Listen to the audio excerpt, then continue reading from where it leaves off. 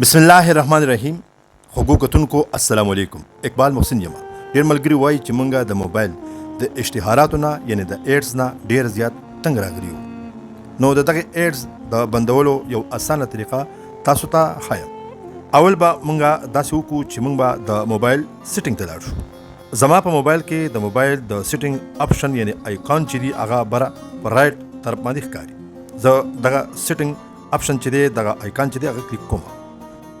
دا د سیټینګ آیکون چې ما کلیک کو تاسو ګورئ ما سره یو مینو کولاو شو چې پای کې کنیکشن لیکل شوی دی. د اکثر موبایلو دغه سیټینګ بیل وي. زه به دغه کنیکشن کلیک کوم. ما دا کنیکشن کلیک کو د ما سره بله مینو کولاو شو. زه به اوس دلته ګورم مور کنیکشن سیټینګ. نو تاسو وینئ په د اخرینو اپشن کې لیکل شوی مور کنیکشن سیټینګ. دا زه کلیک کوم. دا ما کلیک کو نو ما سره بله مینو کولاو شو. زه به دلته کې پرایویټ ډي ان اس ګورم. نو په اخرینو لیکلو کې لیکل شوي دي پرایویټ ډي ان اس. دا به زه کلیک کوم. څنګه چې دا ما کلیک کړو نو زما سره یو بله مینو کولاو شوه چې پای کې اول کې اف لیکل شوی بیا اتومیټک او بیا پرایویټ ډي ان اس پرووایډر هاست نیم. نو دا الریډي ما سیټینګ کړی دی. نو دا بره دوه خانې چې دي اف اتومیټک دا به تاسو نه فل کوئ بلکې په دریم نمبر پرایویټ ډي ان اس پرووایډر هاست نیم به کلیک کوئ.